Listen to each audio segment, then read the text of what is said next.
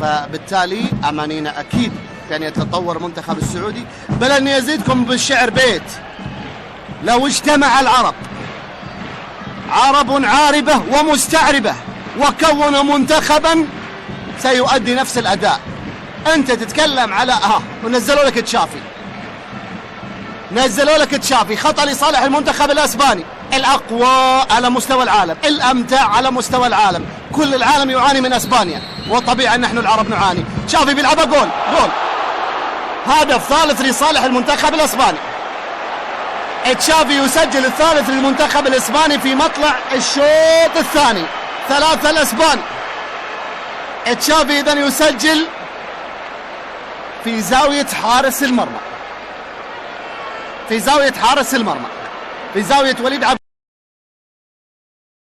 الثالث. إذن تشافي بديل في مطلع شوط المباراة الثاني. اللمسة الأولى لتشافي البرشا هو هدف ثالث للأسبان.